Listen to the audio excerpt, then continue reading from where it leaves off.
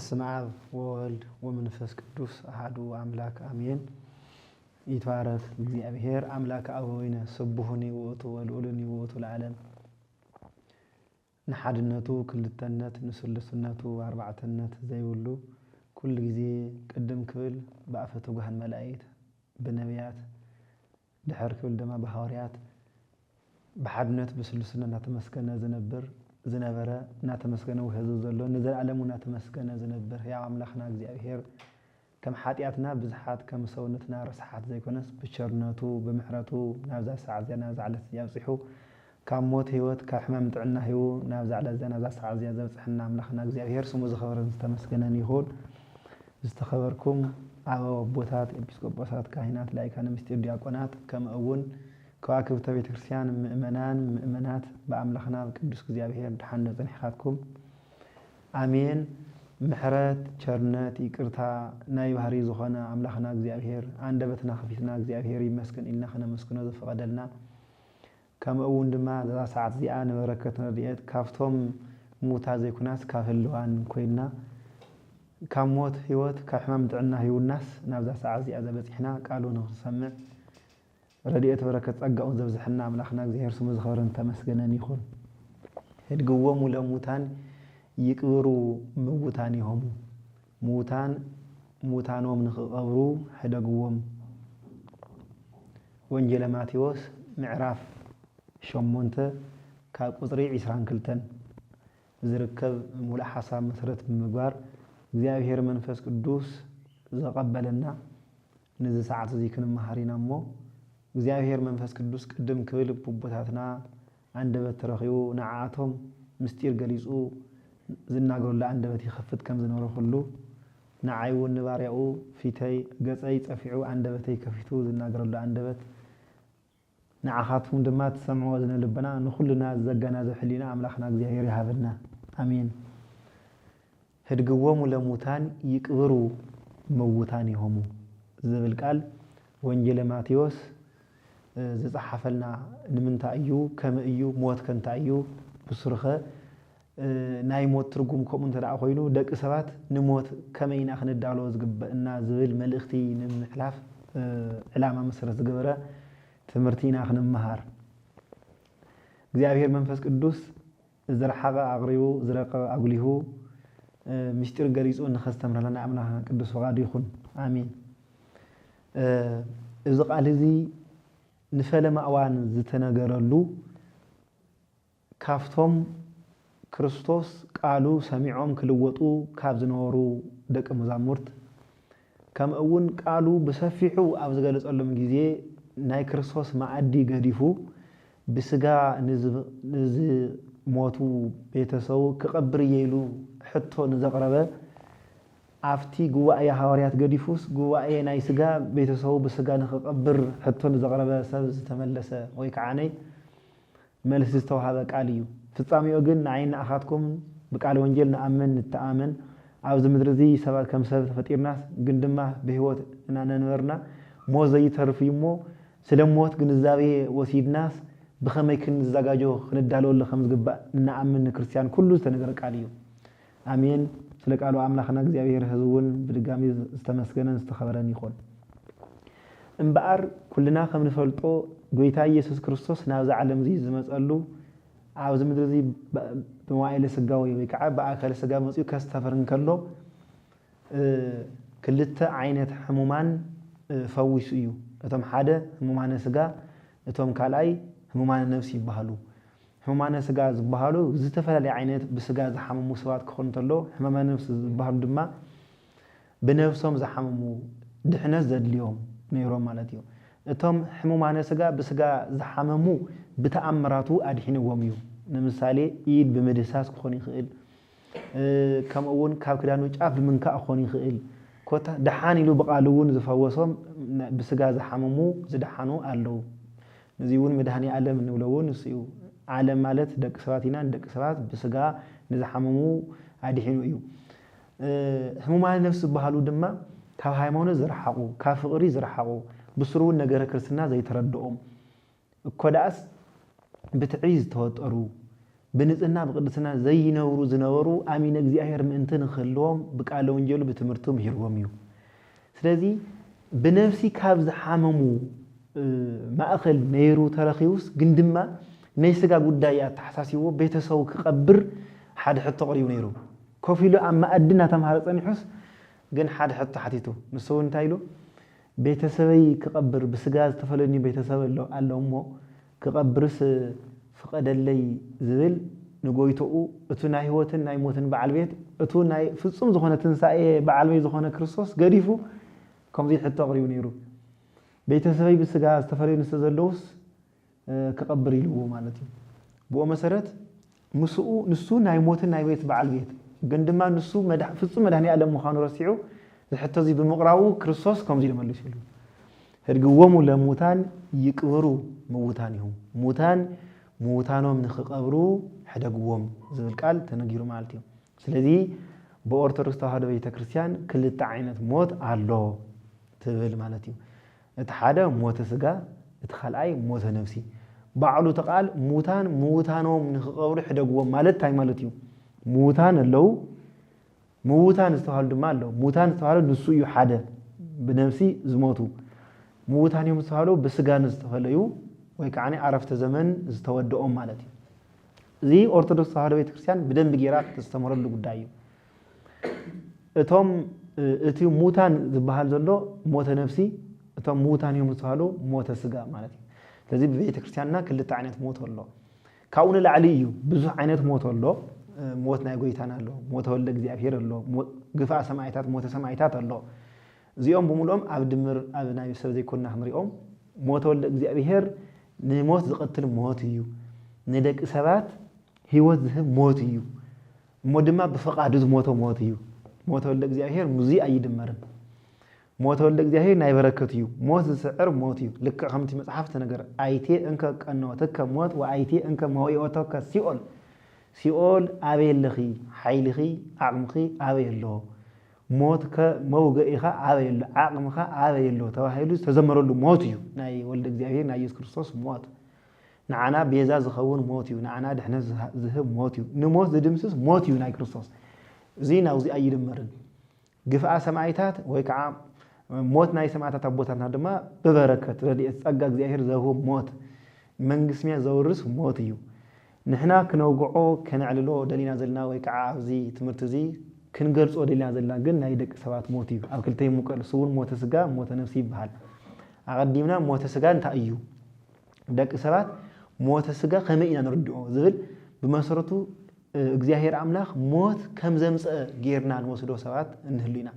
እግዚአብሔር ሞት ግን ምን ታይፈጥርዎ ንብል ሰባት ወህዳት ይኮናን ግን መጽሐፍቲ ከም ዝይብሉ እግዚአብሔር ይገብረ ሞተ አላ ረሲአን ጸውኦ ወአር ከረሰይዎ ይብል መተርጉማን መጽሐፍት እግዚአብሔር ሞት ዝበሃል ብስሩ አይፈጠረን እኮ ዳአ ተሰሓሓቱ ሰባት ሞት አምጺኦም ወንበር እግዚአብሔር ሞት ዝበሃል አየምፀን ምክንያቱ እግዚአብሔር አምላክ ዝፈጥርና ንህይወት እዩ ንዘላለም ዓለም ዝኾነ ህይወት ግዚያው ዘይኮን ንዘላለም ዓለም ዝነብር አዳም ይፈጥሩ እንበር ዝሞት አዳም አይፈጥሮን ግን በዓልትና ናብ ሞት ከድናዮ በዓልትና ናብ ጥፋት ከድናዮ ዓርክ ድማ ጌርናዮ ንሞት ስለዚህ ብኡ መሰረት እግዚአብሔር አምላክ ሞት በሃል አይምጸልናን ዘምጻናዮ ደቂ ሰባት በዓልትና አይና ከመይ እንተበልና አዳም አቦናስ ተፈጠረ ንህይወት እዩ ከመይ ያው ዝኾነ እግዚአብሔር ጽቡቅ እዩ ባህሪው ስለዚህ አዳም ከዓኒ ጽቡቅ እዩ ሓሲቡሉ አቀዲሙ ግን ናይ ዲያብሎስ ወዲቁን ዝነ ዲያብሎስ ተኸተለ መንዩ ተባሂሉ አዳም ህይወታው እዩ አዳም በህይወት ንዘላለም ዓለም ዝነብር ይፈጥሩ ወገነት ትእዛዙን እንተዝሕድ ነይሩ በሕጉን በትእዛዙን በስርዓቱን ተዝኸድ ነይሩ አይትብላዕ ዝተባሃለ ከይበልዐ ብላዕ ዝተባሃለ ደሞ ናበልዐ እንተ ዝነብር ነይሩ አዳም ንዘላለም ዓለም ዝነብር ኣብ ገነት ዝነብር አዳም ይተፈጥሩ ምክንያቱ መረዳእታና እንታይ እዩ ተባሂሉ ኣብ ገነት ሰለስተ ዓይነት እጽዋት ነይረን እጸ ገነት እጸ ህይወት እጸ በለስ እጸ ገነት ናይ አዳም ዕለታዊ ምግቡ ወይ ከዓ ብላዕ ዝተባሃለት ማለት እዩ ተኻልይቲ ወይ ከዓ ንምብላዕ ዝተፈቀደት እጸ ገነት ንምብላዕ ዘይተፈቀደት እጸ በለስ ብላዕን አይትብላዕን ዝተባሃለት ድማ እጸ ህይወት ትባሃል ነይራ ንምንታይ ብላዕን አይትብላዕን ዝተባሃለሉ ምክንያት ሓድሽ ዓመት ይነብር ሞ አዳም أبونا أدم حدش عمت نساء صحيوات مستمجة دقامي دمان حدش عمت ينبر بحدش عمتنا تحدثنا نزل على من تنخنبر بلعنا أي تبلعن تبهيلا إذا جنت جن على تهو مجونيرا إذا بلس جن أي تبلع استوهاليو جن أبونا أدم إذا أي تبلع استوهال إذا بلس بمكر كيسي ويكعب بمكر ديابيلوس حجزوا بعلوم بفقادون سلز بلعه إنه أبونا أدم حدش عمت كيملأ أب تشعت ميتين سلاسان عدمة مويتو موز بهال مويتو بمنتاي نمنتاي أدم تشعت ميتين سلاسان عدمة نبيرو انت لا تواهيلو حدش عمت كيملأ تسبع عدمة كنيسلو إنه كفلت أمنتي نزل علم بحدش عمت نبر أدم نيرو قندما زي نبر أدم بعلو بتزازو بمفراسو بحاتياتو زمت عمخان خفلت سبع عدمة كنيسلو نزي مسرت كجبر لب أملاك قدس داويد عم مزمرو كم زيدو تناجيرو وعامت هاتينني سبع كرامات وأمس بزها 8 وفد هذا النص من لا طعما وهمام عدمنا 7 أيو انتبه عدما 8 جن ترفو مكرا ترفو حمام ترفو طعما أيو لنا سلك قالوا أمنا خنا غير سمز خالن تمسكنني هون زين 7 كهذه مسئن انت لا تواهيلن كافتا حدش عمد تشعت من سلاسان كنقدسن كلنا 7 عدمه أبونا اللب أملاك قدساوي تناغرو كاوزي زمص أيو ስለዚህ በቦና አዳም ዝመጽ ሞት እንበር ሞት እግዚአብሔር አይፈጥሮን እዚህ ክኑን ተልና ግን ትእዛዙ ተዝሕድ ነይሩ በህይወት ነበር ንብለልና እንበር እግዚአብሔር ናይ ኩሉ በዓል ቤት ናይ ፈጣሪ በዓል ቤት እዩ ማለት እዩ በዚህ መሰረት ሞተ ስጋ ንፈለም አዋን በቦና አዳም መጽዩ ስለዚህ ደቅ ሰባት መወት ይkhoይና ከመይ ሞት ናይ ደቅ አዳም ተዋሪስና ከመይ እንተላ ተባሂሉ ትእዛዙ በመፍራስ ዝመጽ ስለዝኾነ ፍጥረት ፈጠረ ወደ አዳም ዝኾነ ሁሉ መዋቲ ኮይኑ أيناي موت سجا مالتي موت سجا مالت عرفت زمن يجن شجريو كمي لك كاوز مدرزين نورلو بوتا ناو كالي بوتا مش شجريو بخومين أخنا ردوز جبنا في الله زمن حديث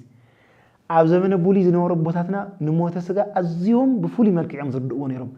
عب زمن حديث درنا جن بموت سجا بخومو أين ردوون بخمين 3 هايلو موت سجا عب زمن بولي كوينا خلنا بتعم تسفى زقرز مخنياتو أبوتاتن نابخيو يأتون يولا مقابر تسفى زي نورم أبونا أدم تايمتيو تلا تواهيلو مجمريا حاتيات كوينو تزازو فريسو تزازو مفراسو حاتيات كوينو ناي حاتيات دموز دما موتسقا أسيو دحر موتسقا دما ردة مقابر كأت تفريدو دحر ردة مقابر دما ردة سيول تفريدو عمن صفى دبين تفريدو نزل على معلم نابخيو أبوتاتنا يخدو سلذي عم مقابر زنور أبوتاتنا ويكعني أو سيقول ينو سنور أبوتاتنا بتعم بخبيد حزن بخبيد شجرنا يخدني رب سلذي بهل خويننا مثلني نموت سجا دك ساعات عزينا نفرح كابيز مثلا كافتي أو زمن بولي زنمرة فرحي مالتي بو مسرت زين مخنيات زنمرة أب زمن حديث لنا جن أبوتاتنا جن بحق خمسرعنا موت سجازي بكرسوس مسارات كم تقدمي نادقلتنا أيوه بكرسوس مسارات جن تملي سئيو كماي بصدقو نتحات أدم سيسلنا أيوه بموتو نموت دم سيسلنا أيوه نام مقابر آتي دما مسنا مقابر أطفيلنا أيوه نام مقابر آتيو مسنا مقابر مخناتو مجنز فتح الله مقابر كفت الله كبيلة بحايلو ستنسى مسنا مقابر ويكعنا ناي مقابر حايل تفيو ناو سيول آتي دما ناي سيول عقمي عاطفيو سلازخونه بو مسارات أب زمن حديث لنا نموت سجا بخامو أين ردون كنا ردون يبلنا أبوتاتنا خمس نقولنا موت هذا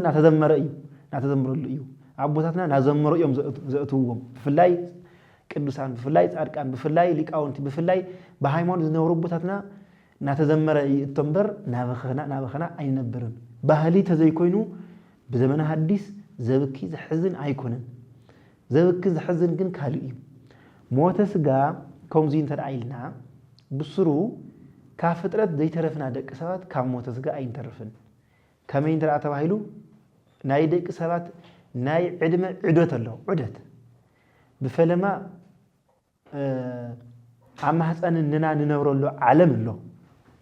تقدم علمي بحال تخلى علم أبزا من رزيا أبزا بسجان ننور الله علم كاليت علم تبحال ሳልሰይቲ ዓለም ድማ ድሕር ሞት ወይ ከዓነይ ድሕሪ እዚ ብስጋ ምስተፈናዮ እንነብረሉ ሳልሳይ ዓለም ይባሃል በጣም ብዝገርም መልክዕ ሰብ ሰለስተ ዓለም ካብ ፍጥረታት ክንዲ ሰብ ሰለስተ ዓለም የለን ተቀደመይቲ ዓለም ኣብነና ማህፀን ንነብረላ 9 ወርሒ ተኻለይቲ ዓለም ኣብዛ ብስጋ ንነብረላ ዓለም ሳልሰይቲ ዓለም ድሕር ሞት ዘላ ዓለም እሺ ተቀደመይቲ ዓለም ብጣዕሚ ኣዝያ ብግዜ አንፃር ውሕድቲ 9 ወርሕን 5 መዓልታትን ወይ ከዓ ተወሰነ መዓልታትን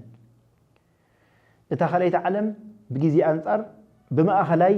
70 ዕድመ ወይ ከዓ 80 ዕድመ እዚ ማለት 120 ፀንሑን ኣለው ግን ድማ ከዓኒ ካብ መጀመርያ ካብ ማህፀን እንኦም ዝተወለዱ ጀሚሮም ዝሞቱ ከም ዘሎ ኮይኖም ካልአይቲ ዓለም ታሳልሰይቲ ዓለም ግን ንነውሕ ንዘለዓለም ማለት እዩ ስለዚ ብግዜ አንፃር ካብ ብንሽተይ ናዓበየ ይኸይዱ ማለት እዩ ብግዜ አንፃር በኻላይ ብብርሃን አንፃር ተቀደመይቲ ዓለም ጸልማታ ብዙሕ ዝበለ ብርትዕ ዝበለ ጸልማት ዝኾነ ዓለም ኣብነ ማህፀን ኣብ ውሽጢ ማህፀን እንነብረሉ እዩ እሞ ድማ ተሸፊና ተኸሊልና እነና ብትህቦ እነና ብትምግቦ ምግቢ ብትረኽቦ ኣየር ንምገበሉ ብጣዕሚ ኣዝዩ ፀቢብን ጸልማትን ዝኾነ ዓለም ንነብር እታ ካልአይቲ ዓለም ካብዛ ቀደመይቲ ዓለም በብርሃና ፍልይ ዝበለት እታ ካልአይቲ ዳግማዊት ኣደና ዝኾነት ምድሪ ብትህበና ምግብን ዳግማዊት ምድሪ እትህበና ንፋስን ኣየርን እንብረላ ካልአይቲ ዓለም እታ ሳልሰይቲ ዓለም ግን ፍልይቲ ዝበለት ብርሃናውን ፍልይቲ ብፍላይ ኣብ ገነት ኣብ መንግስቲ ምያት ንዝነብሩ ቅዱሳን ንጹሃን ንኾኑ ቦታትና ፍሉይ ብርሃና ፍልይቲ ዘመናውን ፍልይቲ ናብራውን ፍልይቲ ዝኾነት ዓለም ንነብረሉ እዩ ካብ ጸልማት ናብ ብርሃን ካብ ብርሃን ከዓና ኣዝዩ ፍጹም ዝኾነ ብርሃን ኢና ንሸጋገር ማለት እዩ ስለዚ ናይ ሞተ ስጋ ጉዕዞ ከምዚ እዩ ኣብ ዘመን ሐዲስ ክንርድኦ ካብ ተቀደመይቲ ዓለም ናብ ተኻለይቲ ካብ ካልአይቲ ከዓ ናብ ሳልሳይ ዓለም ስለዚ ሞተ ስጋ ማለት ካብ ተኻለይቲ ዓለም ናብ ሳልሳይ ዓለም ምሽግጋር እዩ ማለት እዩ ካልእ ሞተ ስጋ ናይ ጽድቅን ናይ ኃጢአትን ምክንያት ክኸውን ይኽእል ስጋ ስለዝሞትናስ ብስጋ ስለዝሞትናስ ወይ ከዓ ኣብ ሓፂር ዕድመ ስለዝሞቱ ከምዚ ኣብ ነዊሕ ዕድመ ስለዝሞቱ ከምዚ ክንብል ይንኽእል ሞተ ስጋስ ናብ ጽድቅን ናብ ኃጢአትን ዝረክብ ነገር የብሉን በቃ እዚ ናይ እግዚአብሔር ውህብቱ እዩ ኣብዚ ዕድመ ነቢሩ ኣብዚ ዕድመ ምክንያቱ እግዚአብሔር ኣምላኽ ንኣዳም 930 ዕድመ ነቢሩ ወሲድዎ ኣሎ ንማቱሳላ ግን 969 ዕድመ ነቢሩ ወሲድዎ ኣሎ ስለዚ እዚ ክንብል ይንኽእልን ምክንያቱ ከዚ ካብ ዓቕሙና ንላዕሊ እዩ ንምንታይ ይወስደና ክንብል ይንኽእልን ከምቲ ኣቦና ኣባ ጀሮ ዘጋስጫ ኣልቦ ዘይክል ተዋስኦቶ ዘንተ ኣይሰምከ ወዘንተ ኣሰነይከ እዚ ጽቡቕ ሰሪሕኻ እዚ ሕማቕ ሰሪሕኻ ኢልና ንእግዚአብሔር ኣብና እግዚአብሔር ስራሕ ክንኣቱ ይንኽእልን ስለዚ ክንዲ እግዚአብሔር ዝኾነ ዓብይ ስለዘየለ ከዓኒ ዓብይ ዝኾነ እግዚአብሔር ዝወሰኖ ምንም ዓቕሚ እውን የብልናን ትርጉሙ እውን ኣይንፈልጦ ንምንታይ ከምኡ ከም ዝኸውን ኣይንፈልጦን ከምኡ እንተደኣ ኮይኑ ንምንታይ ከምኡ ትገብር እንተደኣ ኢልና ግን እንኳን ምስ ሰማያዊ ንጉስስ ምስ ምድራዊ ንጉስ እውን ተቃሊስካ ኣይውፃን ኢሎም ቦታትና ይነግሩና ስለዚ ብንእሽተይ ዕድመ ንምንታይ ወሲድካዮ ምስ ተወለደ ንምንታይ ትወስዶ ምስ ተጠመቐ ንምንታይ ትወስዶ ኣብ 1 ዓመት ንምንታይ ትወስዶ ኣብ 20 ዓመት ንምንታይ ትወስዶ ኣብ 30 ኣብ 40 ኣብ 50 ኣብ ዕድመ ፀጊቡ እዚ ንምንታይ ከምዚ ኮይኑ ክንብል ኣይንኽእልን ክንብሎ ዝግባእ ነገር ግን ካልእ ኣሎ ብህይወት ኣፍታ ተሃዋትና ዕድመ እንታይ ስርሕና እንታይ ነገርና ኣይኾን ዝግባእ እምበር ኣብ ከምዚ ዕድመ ከምዚ ኮይኑ እዚ ስለ ዝኾነ ከዓ ከምዚ ኮይኑ ሓደ ከምኡ ዝብሉ ሰባት ኣለዉ ተቐዚፉ ሞይቱ ዝብሉ ሰባት ኣለዉ ምናልባት ብሓጢኣቶም ብስርሖም እንተኮይኑ ካልእ ጉዳይ ኮይኑ ዕድመ ስለ ዝሓፀረ ግን ዕድመኻ ይሕፅርካ ኢሎም ዝዛረቡ ሰባት እውን ኣሎ ኣብቲ ዝሓፀረ ዕድመ ግን ብዙሕ መንፈሳዊ ስራሕቲ ተሰሪሑ ግን ዕድመ ሓፂሩ ኢልካ ክውሰን ኣይግባእን ስለዚ ንምንታይ 50 ይወስዶ ንምንታይ ኣብ 60 ይወስዶ ክንብል ኣይንኽእልን እናይ ዋዕሉ ናይ እግዚአብሔር መንገድታትን ካብ ዓቕምና ንላዕሊ እውን ስለዝኾነ ማለት እዩ ስለዚ ዋንጫ ዕድሎት እዩ ሞተ ስጋ ማለት ናይ ዋንጫ ዕድሎት ኢሎም ኣቦታትና ምክንያቱ ሓደ ዋንጫ ዕድላይ ብዙ ጀሚሩ ብዙ ከም ዝወድእ ኩሉ ሰጊሩ ከም ዘይኽእል ኩሉ ወዲ ኣዳም ዘበለ ኩሉ ብስጋ ዘለበሰ ኩሉ ሞት እዩ እንኳን ደቂ ሰባት ኣይኮናንስ ባዕሉ ፈጣሪ እኳ ሞት ጥዕሙ ዝሃበና እንኡ ድንግል ማርያም እንኳ እያለወ ሞተ ክርስቶስ ለስጋ ኣባሉ ብዝኾነ ወይ ከዓ ናይ ስጋ ወገኑ ንዝኾነ ክርስቶስ ብሙሉኡ ብስጋ ኣየዳለውናን ሞተ ስጋ ኩሉ ጥዒሙ እዩ ምናልባት ሞተ ስጋ ዘይጥዕሙ አቦታትና እግዚአብሔር ንዝተፈለየ ዕላማ ወሲድዎም ኣሎ ኣብ ዘመነ ቡሊን ኣብ ዘመነ ሐዲስን ዘለው ከምነ ነብይ ኤልያስ ዝመስሉ ከምነ ነብይ ሄኖክ ዝመስሉ ከምነ እዝራ ጸሐፊ ዝመስሉ ኣብ ዘመነ ሐዲሱን ከም ጻድቅ አቦና ከም አቡነ አረጋዊ ከምኡውን ከም ጻድቅ አቦና ካብ ተሳተ ቅዱሳን አቦና አቡነ ገሪማ ዝመስሉን ካልኦት አቦታትናን ንግዚኡ እግዚአብሔር ናብ ብሔረ ሕያዋን ናብ ዝበሃል ሰማይ ካብ ሞት ስጋ ሰዊር ወሲድዎም ኣሎ ግን ድማ እዚኣቶም ከምቲ መጽሓፉን በአንምታውን ዝንገር እዚኣቶም ንዳግም ምጽአት 6 ወርሒ ክተርፎም ከሎ መጽኦም ሞት ጥዒሞም ወይ ከዓ ብሰማይትነት ዓሪፎም ከም ዝኸዱ ድማ መጽሓፍ ቅዱስ ምስጢር ይነግረና እዩ ስለዚ ንግዚኡ ሞተ ስጋ ዝኸልከሎም ኣሎ ቦ ህጽዋን ለመንግስተ ሰማያት ብስሩ አቀዲሙ እግዚአብሔር ለመንግስተ ሰማያት ዘዳለዎም አለው ግን እዚኦም ሞተ ስጋ ዘተሐዝ ነገር የውልን እዚ ምስበልና ደቂ ሰባት ንሞተ ስጋ ንሪኦ ለመነጽር ኮሚትራ ኮይነ ግን ኣብ ዘመነ ቡሊን ኣብ ዘመነ ሐዲስን ዘለና ደቂ ሰባት ግን ክንፈልዩ ይዝግባ ሞተ ስጋ በስጋ ዝተፈለዩ አቦታትና ከይንበኪ ክንደቦና እግዚአብሔር ክንደደና ድንግል ማርያም ክንደ አሕዋትና ክንደ ቤተሰብና ሁሉ ቅዱሳን መላእክቲ ከም ዘለና ክንሐስብ ወላዲና እንተ ዓሪፋ ክንደደና ቅዱስ ቤተክርስቲያን ቅዱስ ድንግል ማርያም ክንሐስብ ክናብር ምንቲ ክንሐዝን ኣብዚሕና አምሪና ክንበኪ ብፍላይ ሓደ ባህሊ መሰረት ዝገበረ